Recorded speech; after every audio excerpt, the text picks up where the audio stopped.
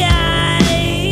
Well, you cry out and you don't know why. Come on now, let your feet fly.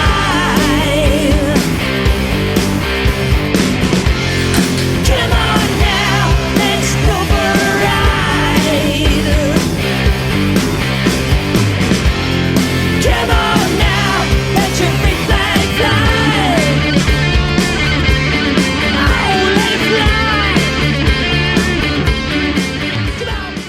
Okay. All right, here we are. We're live at the Red Couch. We're streaming live, and we're here. This is a red couch here, right? This is the Red Couch. what you got red glasses with. I got red glasses, but it's not quite red though, is it? Yeah, it is. It's not, okay. I'm Ash. That's Izzy. We got Gary. We got Gary, everybody. Gary Taylor, everybody. All right. I mean, like, yeah.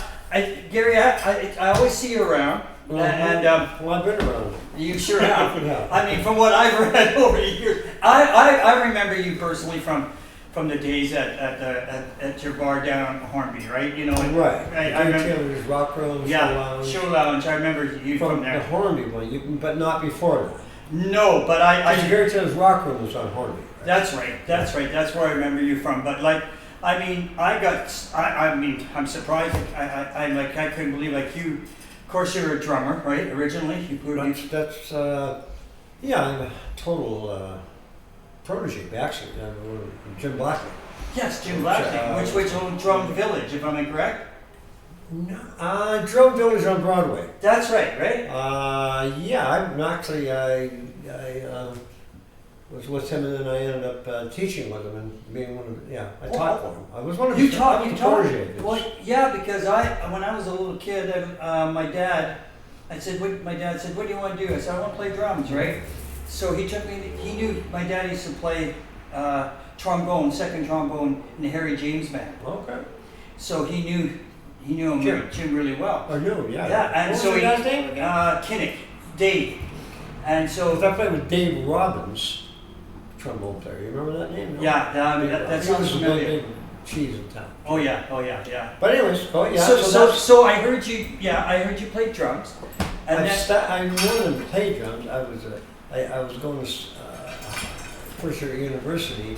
yeah, that's right. And then I really had no music background, but I did play drums in the Army Cadets when I was about 13 or 14, the Duke of Connaughts. So that was the only drum experience I had, side drum, and that was it. Went to school and all that. And then I went to a band practice, and there was a band called The Shades, which Laverne Gerard was in. I don't know if you ever heard of him, but Donnie Gerard's his brother. Okay, I know Donnie Donnie. Gerard's Skylark. Well, they were. Yeah. I grew up with that family, like Okay, cool. in Burnaby. Right. We were all friends, you know. Yeah.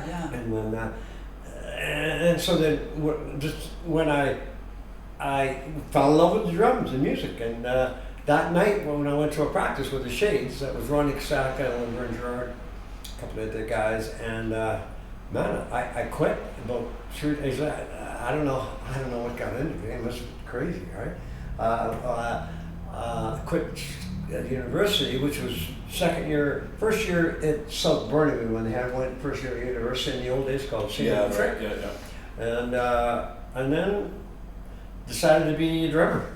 Yeah. And then I hooked up with Jim Blackley, and then when I decided to do something, I go right into it. So I practiced 7 days a week, 8 hours a day. Damn. Yes, Wow. you did. For pretty well 2 years, I was monk-like, basically. Yeah. And it's a long story, but out of that, you played in the sea. You played in the Vancouver Orchestra. I played in Vancouver at the orchestra, Wow. but At 17. 17 going on 18 under Meredith Davies. But I didn't play along because I didn't really like it, but because I could do it, I did it. Yeah, right. Yeah. It was a discipline. I remember the. But if there's a musical resume, that's not a bad way to start it. Well, it's a good one. Yeah, Especially from classical, but I was studied in jazz. That was my thing. And Jazz. what year would this have been, right? What year would this be about? Well, I guess I was saying I'm 17 and I'm going to be 83 coming up in November. So how? You look What awesome. year is Good that? at math, I don't You know. did great for 83. Huh? I wouldn't have guessed that. Yeah, I'm just turning 83, Nice. November 17th. So Happy birthday coming. yeah, coming Yeah, up, thank coming you. up. Yeah, Gary, yeah. way to go. In the old days, I used to get 3 girls. Ah! You know, now I get nothing. All right, but so yeah, a major career in music, Yes. Before the clubs came along. Well, you did. Yeah. You also did the thing which our mutual friend and my bass player in my band, Harvey. Mhm. Harvey was saying that you were also in the C Fun guys. Well, no, But that was with but that formed into Tom Baird, yeah. Howie Vickers. Yes. Well, what happened was we became good real quick. Tom Baird and I formed a band called the Classics, Yes. and then we looked for players, and we got Howie Vickers as the lead singer. Wow. Tom and I were just 2 of us practiced at this place. We're Burnaby guys, North Burnaby, and we had Tom was an absolute genius.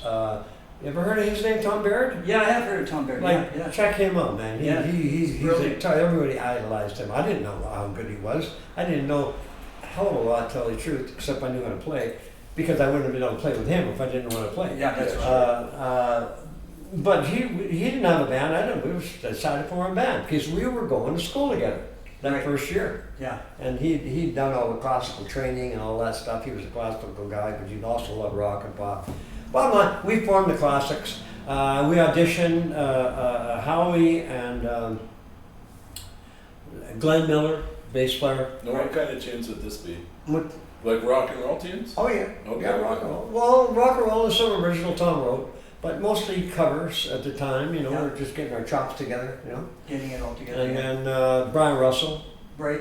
You heard of him? I've heard of Brian Russell. Yeah, Yeah. Brian Russell, and so that was the core of the Classics.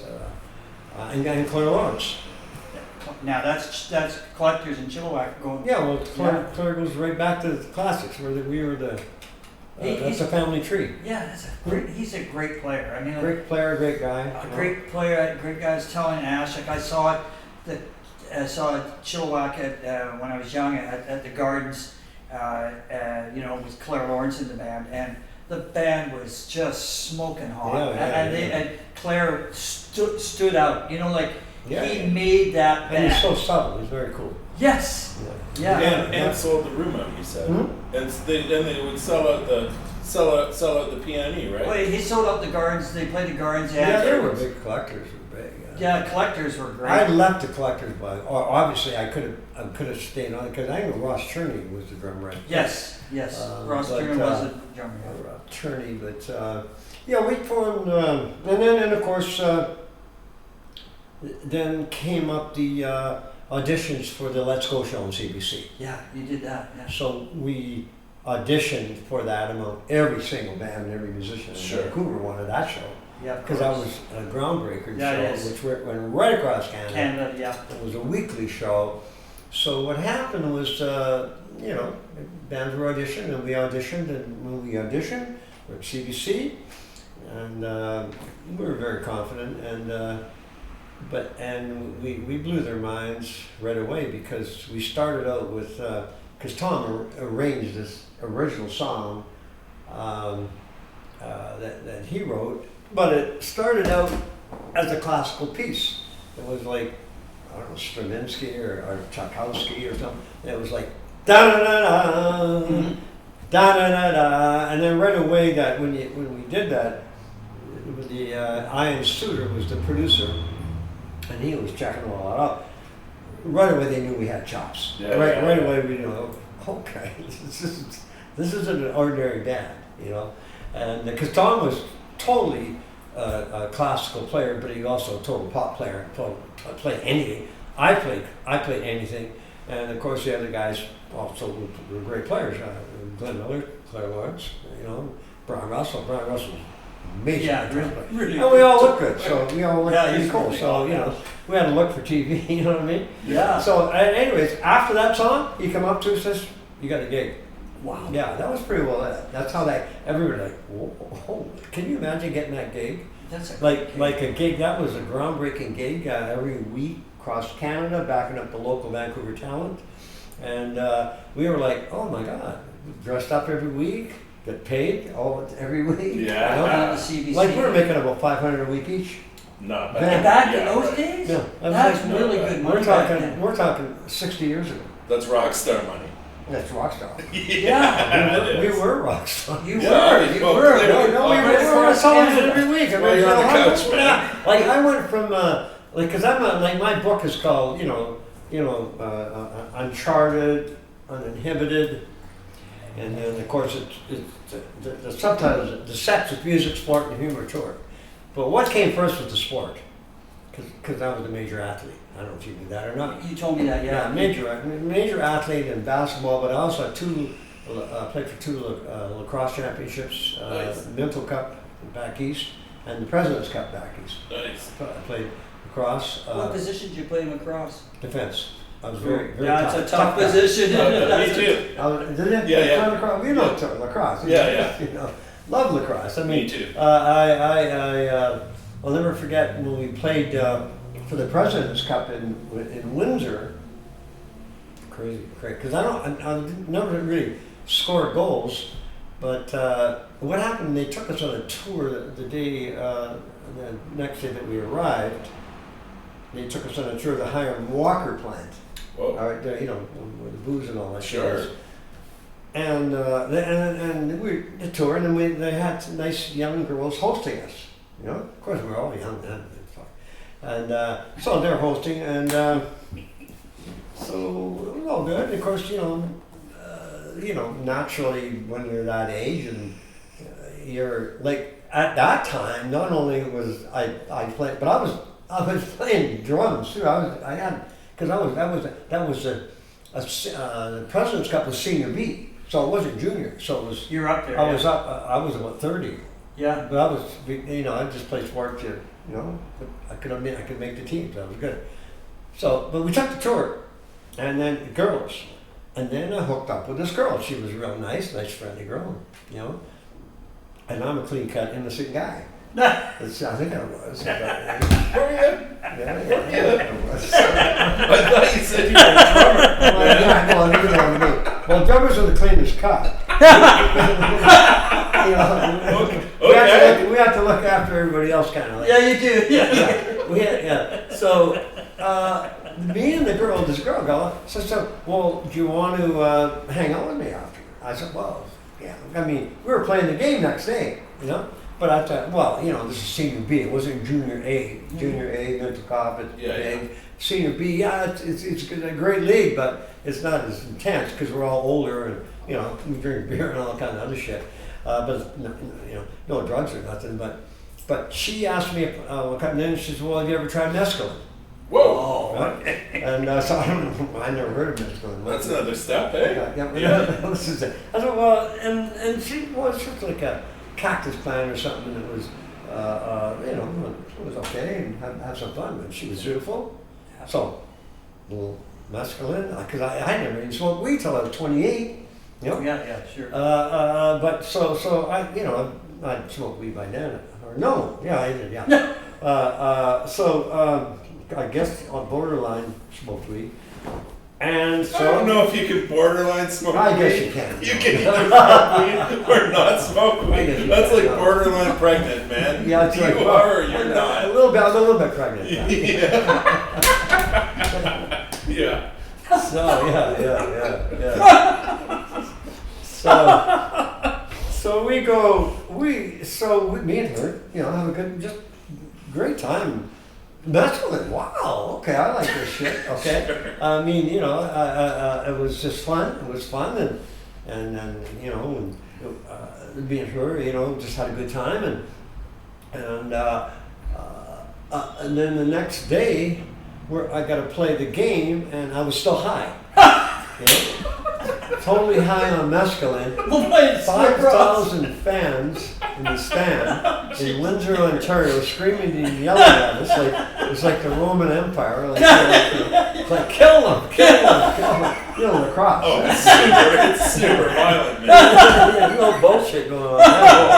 No, So, there's no halfway. so I'm across. there, and I'm still high on mescaline, and I'm looking in my shorts and shit like that. Like, this is real surreal. Okay, It's a real, like, but I knew it was special. Like, you know, obviously, you know, how many guys are on mescaline when you're playing a lacrosse championship, It's true. and having no sleep and everything. I'm guessing one guy. One, that's right. Yeah, I'm guessing one guy. One guy. Yeah. So, bottom line though, what happened was, the first period, I scored 3 goals. What? And I never scored goals. I never scored goals. That's yeah. I don't know how I must have floated through. I don't know. The mescaline must have carried me That's through. funny. I don't know, man. But after that third period, near the end of it, after the 3 goals, like everybody's Gary, oh, it's all good, you know. Best And game you ever played. I go over to the coach Jack Dale, who was a fireman. In fact, a lot of that team were firemen. Right, A lot of right. firemen played sport, lacrosse and soccer. Stay You know? fit. Yeah. Gary Stevens, a lot of Hall of Famers were on that team, actually, and on soccer and lacrosse. So, anyways, I said to Jack Dale after that third goal, I think it was right after the third goal, near the end of the first period, I said, Jack, get me the fuck off the floor. I gotta get, I can't move. I can't move. Yeah, yeah. And I sat in the box the rest of the game. But you got 3 goals, Gary. I got 3 goals. That was amazing. I'll never forget that. No. That's about it, too. That's how that kind of stuff works, right? Yeah. The world works like that, okay. I don't know. And How that happened? One time I got for that same team. I got 5 goals to qualify over here, but I wasn't stoned. I don't know how I did that. That's hilarious.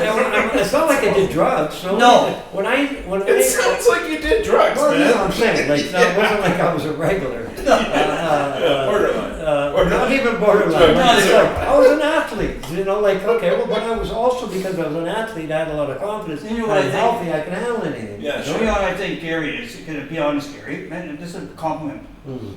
I think you were a hip athlete. Oh, Hip? obviously. Fuck, I'm a double hip. Are you kidding? The reason I was hippie because I was brought up on Quarter Island. I think one of the reasons I was hippie anyway is because I wasn't influenced by a lot of things. I was only influenced by my family and That's interesting, yeah. and influenced by I ran with the Indians. Yeah, You know the Indians? yeah, They're called First Nations? yeah, Yeah, okay. yeah. Okay. I used to play lacrosse, and I remember we were chatting at the pool. when we Yeah, were oh go- yeah. Yeah, and we're talking about, I said, some of the toughest games we played, I played for the Hastings Bluebirds. Okay, My the uncle's Bloopers. team. Wow, the And then I Bloopers, played- legendary Bloopers. Yeah, and I played with them, and we used to go and play the North Shore Natives, right? Okay, that was so much. And that was tough. I mean, they Yeah. were tough as nails. They were tough, but they were chicken shits. I played in Ontario, so I played in Brantford with like the Mohawk guys and Oh, okay. like Ashweekend, those guys. Those guys are tough. Oh, Those guys are tough. they're fast too. They're fast. They're fast, yeah. And, Very and they have to be fast because the white guys are chasing them. You know, I mean, you know. or they were chasing the white guy. What It are we all doing? depends on what was going down, I don't right? know. Hey, everybody. You know. But yeah, I never seen TV till I was like 15, and I moved to Burnaby here, whatever. Never played lacrosse actually until Bill Bradley got me into it, and I made the team the first year in junior A. That's when we went to the mental cup. Anyways, that's a little bit more of the Yeah. sport. That I got a huge sport background. The Yes. sport background You do. was the foundation for to compete, not be afraid to lose, not whatever. Just That's okay, let's do it. Whatever. Okay, I'll just try that. Okay. All that stuff's important with rock and roll too. Oh, Yeah. totally. Go everything you do, yeah. everything. Because that's a It's competition about, like Gary too. says, it's kind of like a foundation for stuff, right? Yeah, right. Yeah, right. So also, Harvey was telling me, which I didn't know, and would be a tie to our friend that you went yesterday to the Dee Lippingwell. Oh, gee, long time. Friend. Yeah, a long time friend for me too. Yeah. And I like her very much. I miss her very much already because she's such a nice person. She was so. She's a great person, and she did well in the man's world. Yes. Because the record industry usually was dominated by men. Yes. You know? Yeah, and then so the thing that Harvey told me too, where the connection is, he told me yesterday, which was cool, that you also managed John Baldry for a while when he was here in Vancouver too, didn't you? For a while, for a long time. For a long time. And Dee was his photographer because she told me a story on one of my podcasts where she said, he called her up one day and he said, Dee, we got to go down to the Coliseum tonight because Rod Stewart's in town and Elton John's going to come in. And he says, I want you to take pictures of me and Elton and Rod backstage. And she goes, okay. She goes, how much you paying me? She goes, I'm not paying you. You're my photographer. You do. I'll take care of you. Don't worry about it, right? And she goes, oh, I guess I get pictures with Rod Stewart and Elton too, right? And she Can't goes, do that. he says, yeah, you will. And she just went, wow. That's And anytime somebody big would come into town, he would call her, say Jeff Beck was coming to town. He'd call Jeff up and say, Jeff, Dee's coming down. She wants to take some pictures of you. No problem. Eric Clapton, no problem. So she said he was a really, really helpful in that. Oh yeah, well John, the reason Long John Baldry ended up living here was me. Because of you, okay. Cool. Totally because of me, because I never even heard of Long John Baldry until I went to a show over the North Shore where they had live music at that hotel. I remember the hotel. Plaza over the bridge. Yes. They had a live room there, and I seen him there with some friends. And I think there was Bob Wilson, who was BCTV, and so and it blew my mind. Mm-hmm. I said, this guy is like a star. Wow, who manages him? And because I think it was before. I think I was at the time. It was before. It wasn't after, but I was managing Annihilator. The heavy metal band. Yeah. So this story's going from Long John Baldry to Annihilator. Oh yeah.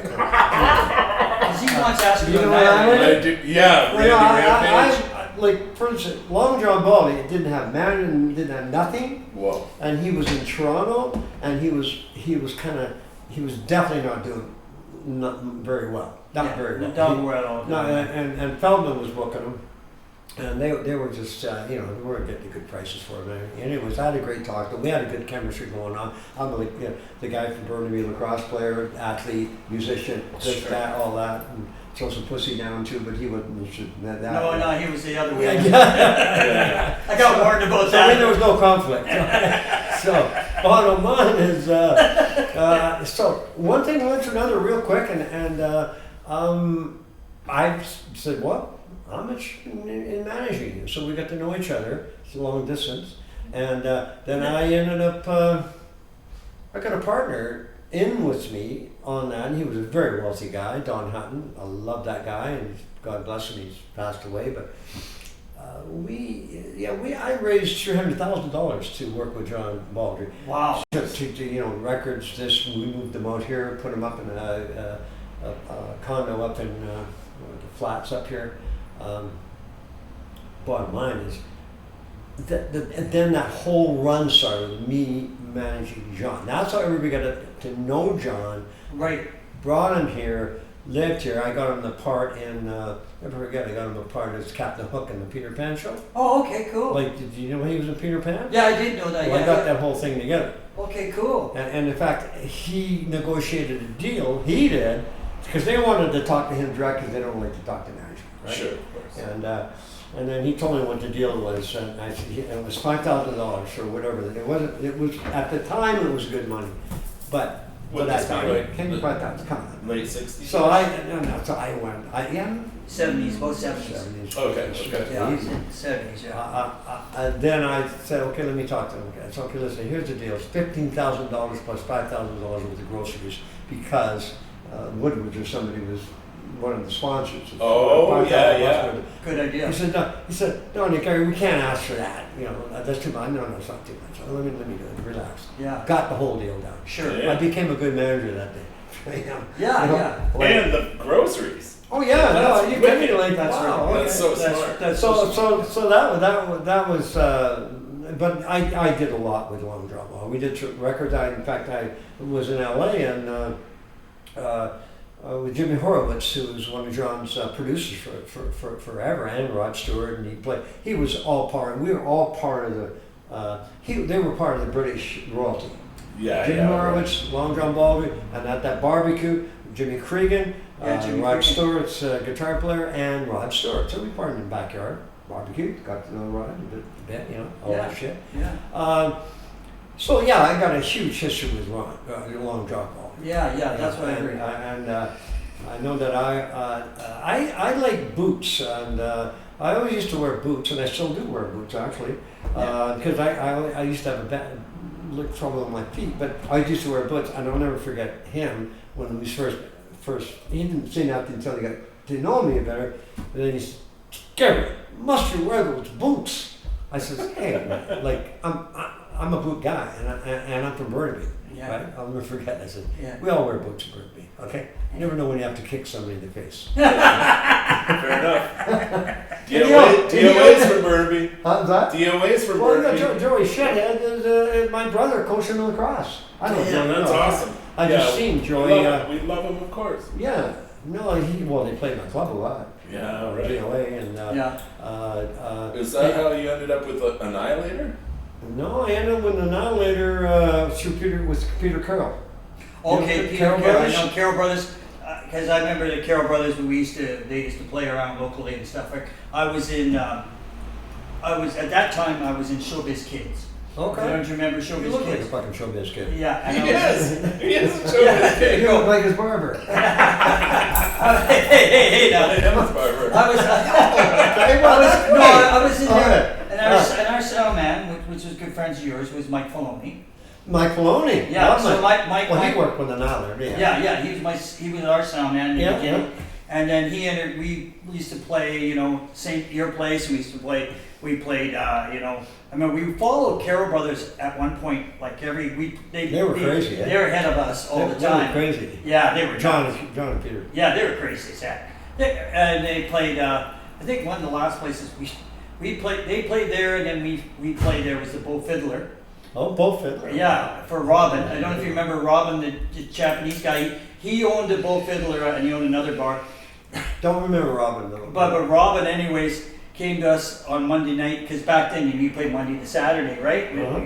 And we played there, so he goes Monday night, says, "Okay, I'm going to tell you guys right now, leave your gear here Saturday night, and go."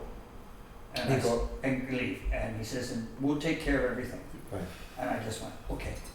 And Sunday morning, the place was on fire, burned down. That's a rock and roll story. Yeah. That's a rock and roll story. So we got Showbiz Kids out. You know. we got all the insurance. No, their insurance paid for everything. We Yeah, got of everything. course, yeah. They paid for the PA and drums, and Beautiful. we got everything back, brand new gear, And he said, "Thanks." Yeah. And back then, you just didn't say nothing, right? You just walked Yeah. leave that alone, right? But yeah, they would follow, and then Peter Carroll and them were always around. But anyways, Well, yeah. Peter, I talked to him to this day. Actually, I haven't talked to him for 6 months because he got, he's doing all kinds of shit back east. He's still with Biff Naked, right? Yeah, he still got Biff, doesn't he? Yeah, they were just in town actually. They were, yeah. Down in Hastings was that place. Yeah, the rickshaw. Did you want to see that? No, I didn't get a chance to. Bottom line is, you said you were asking about Annihilator, Yeah. how did they get there? I remember at the time. Yeah, I think at the time I had Gary Taylor Show Lounge Yeah. on Granville, and of course everybody that knew me knew I had a large musical background. Plus, like I loved, and I was good at management because I was doing other things too. And then Peter asked me to if I'd be interested in joining him to manage Annihilator. That's all. Oh, okay. And then I checked on because I knew nothing about heavy shit because I was a jazz guy, blues, Yeah. and pretty well jazz, blues, and R&B. And R&B, yeah. Because the classics were a lot R&B, Yeah. And Holly's was just a great soul singer, and but it made sense to me. So because what happened was Annihilator was hot. Peter was getting some shit together, but he felt he needed a partner. I guess I'm not sure exactly all the whys How and to take care of but the I band. said I was like, oh well, I don't really know anything about this kind of music, you know. My buddy told me that Big John Bates was in Annihilator. For a minute. And But he was in the band. Yeah, he was. Big John Bates said they That's crazy. That's crazy. He wasn't in it when I was. I don't know where that came in, but I know John Bates was an ally or friend of Jeff Waters. Oh, okay. Now, but as far as him being in an Annihilator, I don't know. Maybe at an early stage. No, because Jeff came from Ottawa. Oh. He moved out here. Peter discovered him, and it's a great story because what happened was we recorded and a great cut, a few cuts or whatever it was, out in New Westminster. Len Sonic Yeah, Len Sonic. Yeah, I know what you mean. recording studio. That's right. That's How do right. I remember that? I must be pretty good. You do remember that. Yeah, that mean that shit's kicking me. The mascote's kicking in. Fuck. I'll store $5 in there. You know. So yeah, but here the greatest story though is that I had I'm just trying. This is why I wanted to do this because I can reflect and because I'm writing a book, you know. So Oh, Yeah, great. you're ready. Look up. Come back when it's out, man. Oh yeah, it's a big, great book. It's gonna be great. Kidding. Insane. It's been the best half hour of this podcast. Yeah. No, Gary's great. Gary, like Clearly. I said, you know, and I know I do this. I said this twice to Gary, but like Gary's like, you know, you're an institution in the city. You are. I told you that before. One day. So you owe me a few bucks then? Yeah, I do. For some gig. It's a royalty. Yeah. But no, Gary's an institution. Everybody, you know, Gary's been in the music scene here in Vancouver for a very long time. Forever. Well, since I was 16. You know everybody, right? And you know a lot. I know. Well, just because I was always in the club business and all that kind of stuff, you know. So Yeah. And like I said, I'm used to the club business because like my family grew up in the club business. Mhm. Like my grandfather was a detective here in Vancouver in the 1920s, wow. and he won. So nobody believes this, but I got the paper. He won 3 lottos in a row. Ooh. 3 How lottos. much? I can't. It doesn't say on the paper how much, but he won. Back then it was called sweepstakes, right? Sweepstakes. And he won 3 sweepstakes in a row. Right. And after 3 sweepstakes, he ended up buying. He became a detective, and the reason he used to work for the city of Vancouver. So the house was just up here on Bender. And a quick story: he had a leather jacket, nice long leather jacket, you know. Came home and it was stolen. Oh, okay. So he called the cops. Cops came, said, "I will never find it." Blah blah blah. So he got really mad at him. He was a big guy, you know, not like me. He was a big guy, 6'10". I don't know, huge guy. and he says, you know, you guys are really shitty at your job, right? And they go, if you feel like that, why don't you join the police force and prove it? That you can do better. So he did. And he became this detective, famous detective, you know. What was his name? Joe Ricky. And Ricky. R-I-C-C-I. No, Ralph Ricky. R-I-C-C-I. Yeah, and You know Ralph Ricky? No. Yes, yeah. Accordion player? Yeah. How do you know Ralph Ricky? That'd be my grandpa's nephew. Well, fuck, I used to play with Ralph Ricky in weddings. Yeah. It was me and Ralph Ricky playing him and an accordion. and me and the brothers. My mom used to talk about stories about him. Yeah, no, Ralph is amazing, and his Jim Ricky was his brother. He was a very good drummer. Yeah. I don't know if you knew that. Yeah, I didn't know that. No. Yeah. No, I knew about Jeff, but but anyway, so he won 3 stakes in a row, and then what he did was he built the first nightclub in Vancouver in the 1920s. It was sawdust floor, right next door to the police stations, of course, because he was a cop. So he'd have all the policemen come in, and he'd have the float, like you said, on Main Hastings. There, so Main Hastings was not bad at that time, right? No. It was like nothing was bad. No, and then in '92 they were riding fucking horses. Yeah, so he had that there, and then he bought the Royal Beer Parlor on Granville. Okay, I didn't know that one. And then he bought shares, partners in in the Orpheum Theater. Oh, well, then that lottery, those three must have been worth a few bucks. Yeah. He bought it and then he moved in that, and he was good friends with the Filipponis. Yeah. Yeah, and all that kind of stuff. So when I knew you were in clubs, and then I started playing, I said to my mom, I says one day, I'm playing Gary Taylor's place. She goes, I know who Gary Taylor is. Right. So many people know that history because between the pool and this and that, and you're Gary Taylor. You're still alive. Ladies and gentlemen, Gary's alive. That's right. I'm alive. So anyway, back to Annihilator. Annihilator. We recorded, and then we sent sent to Monty Connor, Roadrunner Records. Okay. And that was good. But before that, during that time, I also sent an Annihilator, that same recording to, I think it was head of A&R for this great label, Indie, out of New York. Also, Cliff Colterri, that was the guy's name, A&R guy, I forget the name of the thing. I'd sent that also, and what happened was, Roadrunner freaked out on Annihilator, loved them, and loved the recording and wanted to fly out here, right? In the meantime, as that's happening, I got a call from Cliff Colterri wanting to sign Annihilator also, based on that shit. But we'd already been in talks with Roadrunner and that. I'll never forget that. In fact, I was living in a kitchen and I was in my backyard doing some gardening and got this call from Cliff Colterri. Oh, God, this is wow. And is that who they signed with? Did they sign with Roadrunner? Well, yeah. What happened was what happened though. It was unusual because it was them wanting to come out to see the band or whatever, but we said no, it's okay. We've also got Cliff Colterri is interested, so we're not going to really. We're just going to. You don't have to come out. The reason we didn't want to come out, we didn't have a lead singer. Oh. Because we had I forget the guy's name who did the singing on the original recording. Yeah. But that was sent to Roadrunner, and that was they freaked out, and so did Cliff Colterri. He was late in the game. Blah blah blah. So when I talked to Monty Connor, said, no, Cliff Colterri says, no, look, we want to sign this, because they were a major label also. They were a great heavy metal label. Mm-hmm. But Roadrunner was the best worldwide in the whole 9 yard. So so we're thinking, fuck, we're going to get a lead singer, right? Yeah.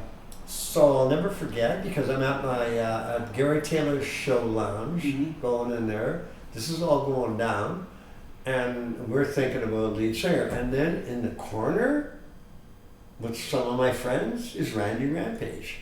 Oh, wow. And then I come on my club and with the friends, I said, fuck, okay, wait a minute, I want to go sit with Randy. Maybe he wants to be the lead singer now there. And Jeff didn't know this, or Peter didn't know this, nobody knew this, but I thought he'd be a great fit, I thought in my mind. Yeah. So I sat down and said, so what do you think, Randy? Would you like to be in Annihilator? And then he fucking, yeah, okay. Well, so I told Jeff, and then he auditioned, got the gig, and that's Annihilator. That's how. And then we signed, and Roadrunner loved Randy, loved Annihilator, the whole 9 yards. Everybody loved Randy Rampage. Everybody loved Randy Rampage. Yeah. Who's not, Yeah. I mean, even. And oddly enough, he was my neighbor, his whole family on Kilmarnock Crescent in North Vancouver. Yeah. When he was a little kid.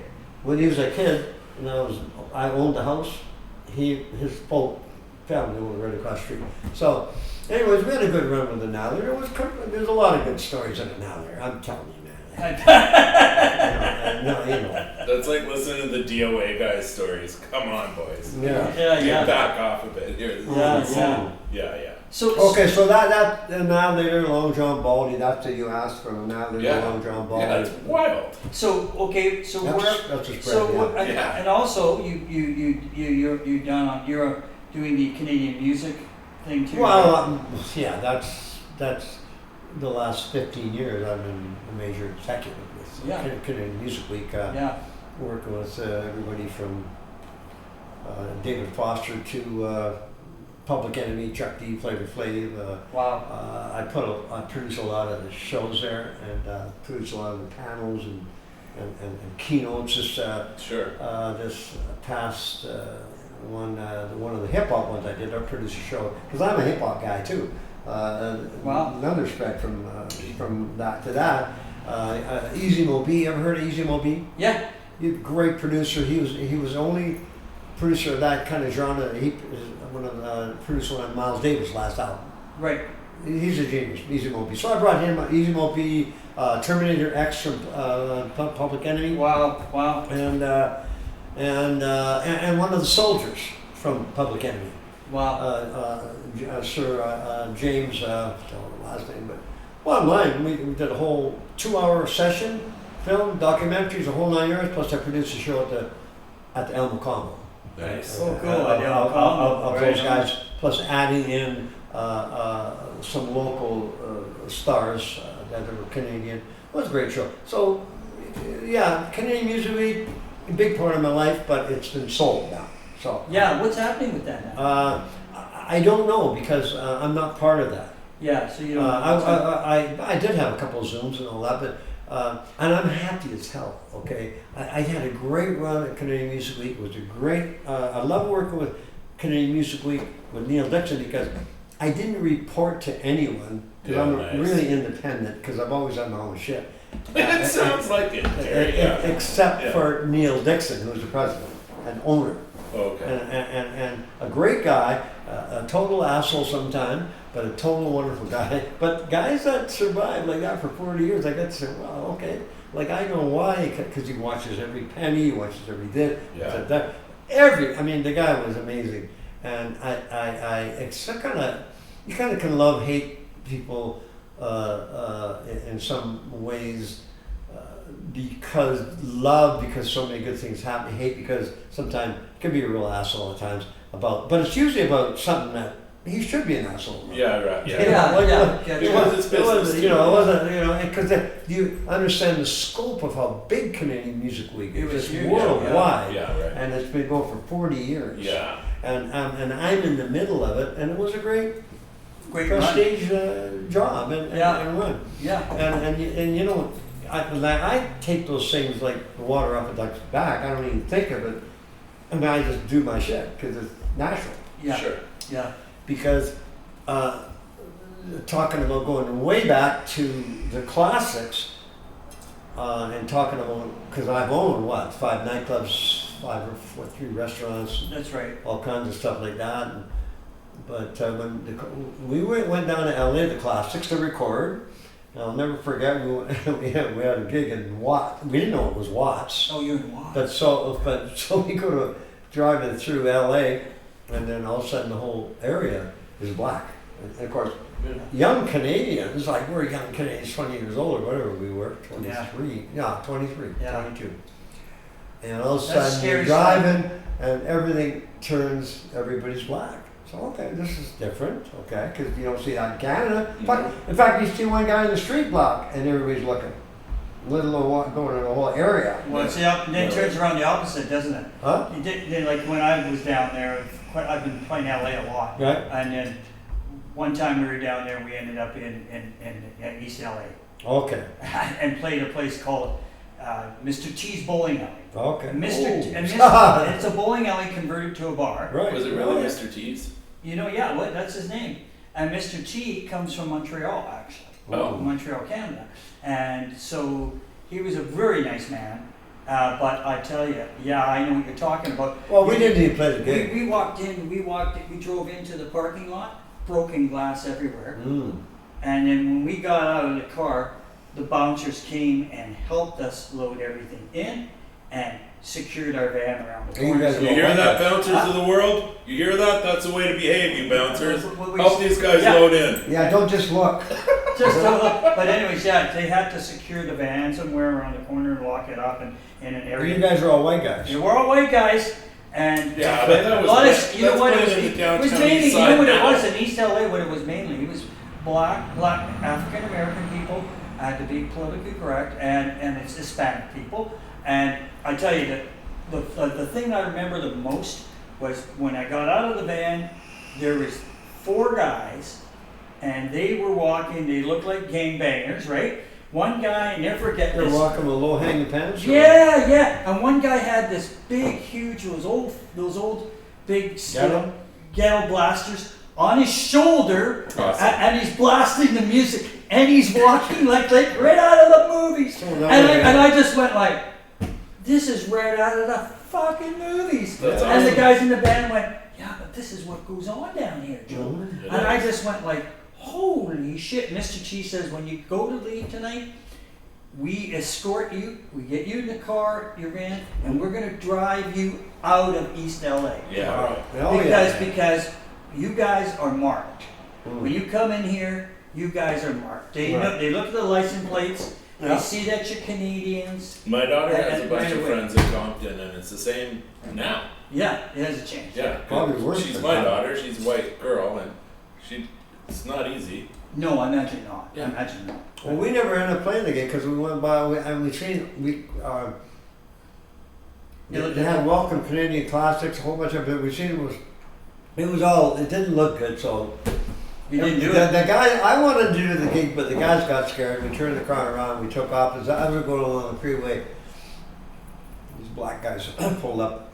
Hey, what's up, Bob? Anyway, I don't remember all the sequence, but we never played that gig. But I got back. Then we played the last gig on that tour in Redwood City. Yeah. Coming back up, San Francisco. We come back up, and we played the gig, and then we got fired at the gig. Oh no. Oh, Yeah, and I thought, and of course it was disappointing, but hey, it's like, so I got back at the record, I thought, this club owner doesn't know what the fuck he's doing. Yeah, yeah. So I come up there, I said, I'm gonna open up a nightclub. So therefore, at the age of 23, I opened up my first club, and I took over, was that the Crown one? Which one that was 1275 Seymour, which was the corner of Seymour and Drake, which ended up the last. What was the name of the club? It's called the King of Clubs. Yeah. The first club was the Gang Clubs. Yeah. Then it turned into Purple Stir, which was country. I remember that. And yeah. then it turned into the Garage, which by then I was the only one of my partnership because with the King of Clubs, we didn't build a total start, but me and my partner changed the whole thing inside. Shot 250 balcony, the whole 9 yards. nice. And opened up the Can Club, so I built it, I ran it, I played in the band, Brian Russell, myself, and Bust the tables, I did sweep up everything. at the end of the I night. did everything, Yeah, and yeah. that was my first nightclub. The last version of that nightclub was a Love Affair. Yeah, Oh yeah. that's the club. Yeah. I built that whole structure inside with Wow. my partners. The love affair. Yeah, the Love Affair. Famous. The for- love fa- affair. I mean, Yeah. famous for. Oh, Well, the Can Clubs was huge at the time too. It was too. Yeah. Love affair was a monster. Yeah, so Right. like I said, that's my DNA's on that. Dude. And then of course talking about just clubs that I've been associated. I mean, I ran the Penthouse for. I opened up lunches at the Penthouse for a year because Filiponis was a friend of my family. Yeah. And, We were talking. You never talked yeah, about it yeah. before. And so man, just a lot. From the Penthouse, I went to then opened up Gary Taylor's Show Lounge on Granville, Yes. which was the most famous club. Yes. As far as just took over, it was the talk of the Let town me ask you something. because it was live jazz and jazz dancers Yeah. Yeah. who took their clothes off. Now that wasn't happening anywhere in the world because people used to come into that club because it was typical striptease you see everywhere. This was not it. Yeah. This was I had this whole different concept. I said, don't fucking worry about what the guys think is. They'll see a tip and they'll come running. You don't have to worry about that shit. Just dance creatively, become a great dancer, and blow everybody's mind, and make The art, right? It's art, the art part of it, and my main goal. I know I'm doing good if I'm always pleasing women. Very Because nice. if women love what I'm doing, I don't give a fuck about the guys. Cause Yeah. The guys will come. the guys will come. Yeah. You know. And the guys will come. Yeah, that's right. Hopefully, yeah. So, bottom line is, that was the concept, and I raised money on that concept, and I took over the Castle Hotel, that lounge. I remember the castle. Yeah. Yeah, and I Gary Taylor Show Lounge, and then I opened up the office, which is next.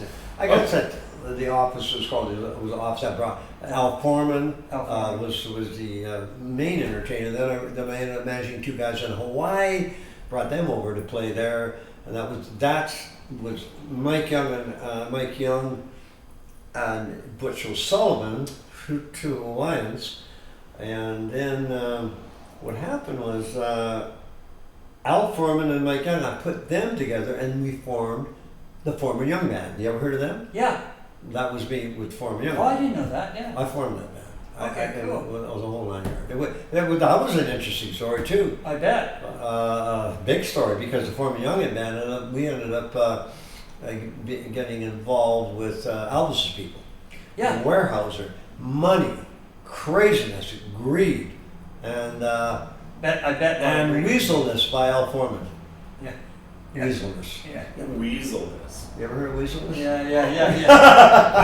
That's a bar you must have heard of everything.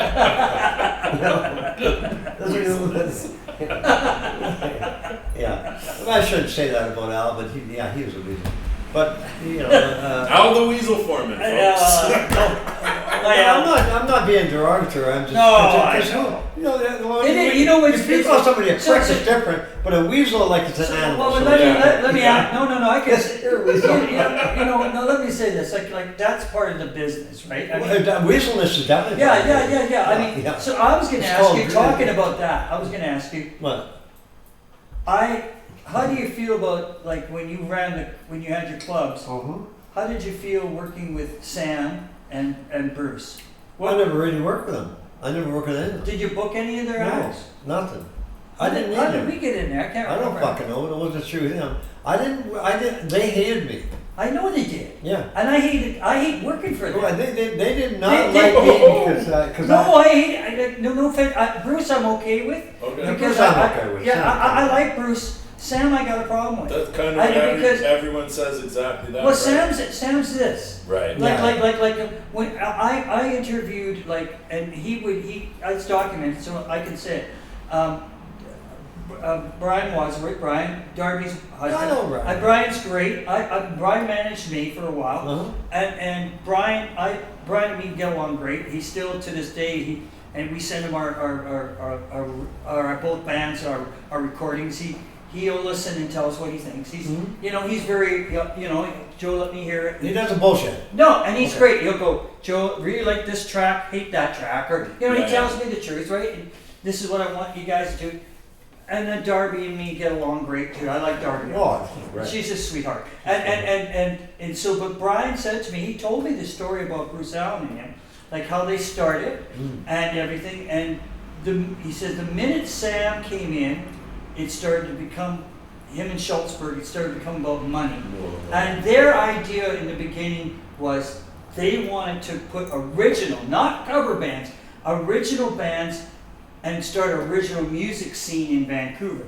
And so... Well, that's probably why I never booked them. They Yeah, didn't even fucking bands. and then Bruce left and started booking, Backman Turnover, all original Yeah. bands and stuff, Brian Adams, and Brian did Darby, the Head Pins, and they did stuff like that because he said, Joe, I didn't want to do the cover thing. I wasn't after all this. I was after wanting to create a scene, a music scene in Vancouver that could sustain But they itself. never really did create that great, incredible scene. I think a lot.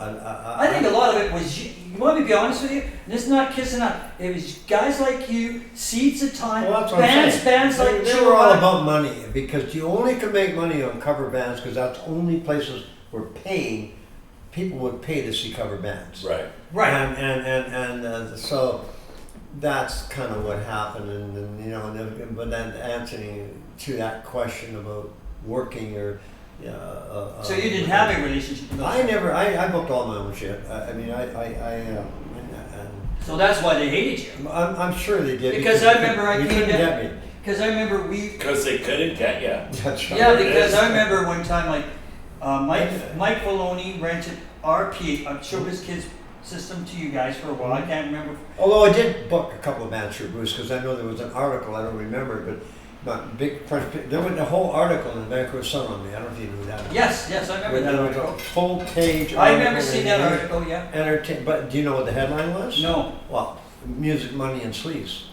Oh. That was me. That's okay, I don't give a fuck.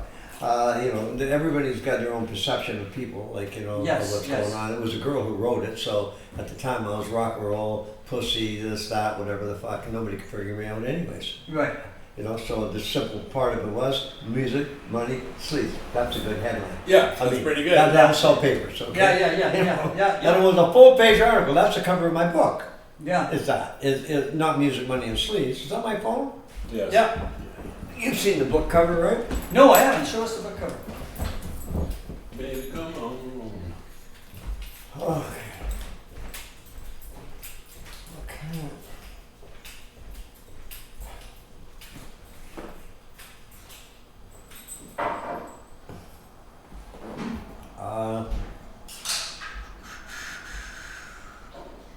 They're just typing in the book thing, people. Hang in there. Go and get yourself a beer.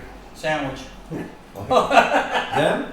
There, it's live. Yeah, they're all Oh, have a sandwich. Okay. there. Have a piece of pizza. Do something. We'll be right back. Go have sex. Have sex, play lacrosse, We're right here. We're not going anywhere. take some peyote. Look at my new shirt. Look how excellent my new shirt is. Yeah. So That's this is something you all could do. cameras? Yep. So you have a lot of, you edit this? Some of it's live. We don't edit it. Okay. Oh, there's a That couple. camera there, the big one right there, zoom on. Oh, this one right here? That one be edited. Okay. These won't. They're live right Okay, now. they're just taking the whole, okay. You know, there's It's a nice little setup, yeah. there's a few hundred people sitting on the couch with us right now. A what? A few hundred people are watching right now. Yeah. They're watching now? Hi. Hi, Bonnie. Yeah, there's a bunch of people. You got some regulars? What do you Oh, mean yeah. I can watch it? We Yeah, I got can 1,000. We got 1,000 people. 1,000 viewers. Really? 1,000 dealers? No viewers. Viewers, okay, good. Dealers. No. Listen to this guy, hey? He won't let go of the peyote or what, the I mescaline. haven't had peyote since All you then. mescaline dealers I haven't out had it since there. then. Gary's on all the time. I'll tell you one thing, this is the book cover right there. Oh, that looks awesome. Let's see. I'm gonna put it on the things. Yeah, show everybody. Look, everybody. See that? See it?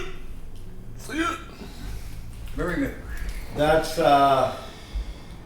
work's in progress, but that's it. Oh, that looks awesome. That's a picture that was in the front page of the Vancouver Let's Sun. see. I The remember that. cities one? That picture there, yeah. Yeah, I remember that one.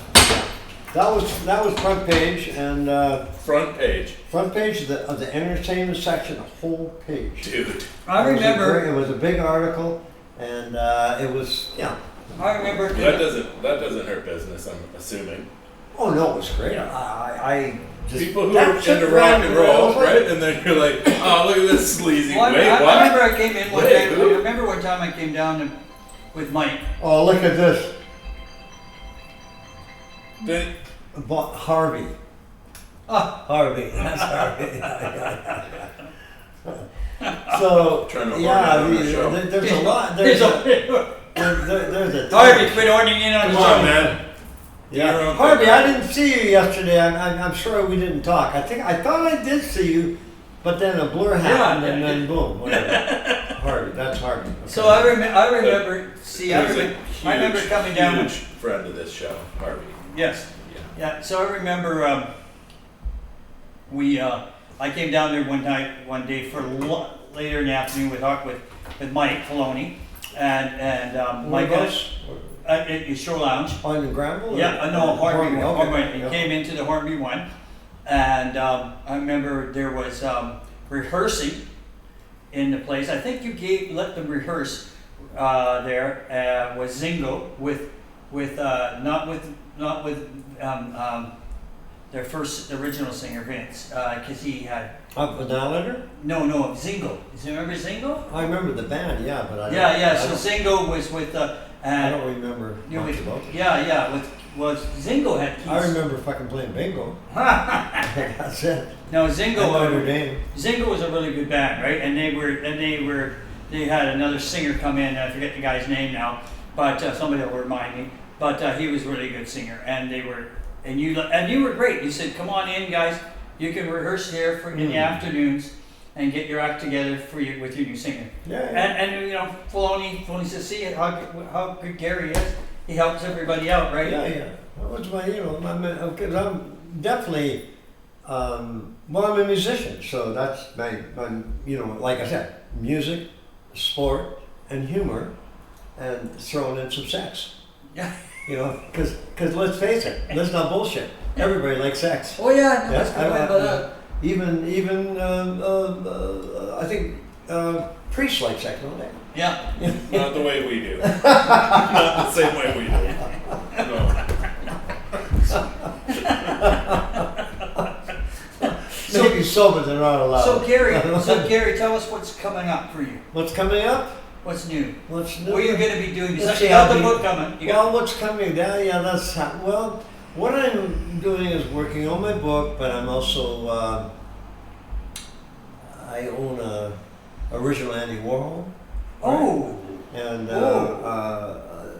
so that's taken a big part of my life right now in regards to what I'm doing with my original Andy Warhol.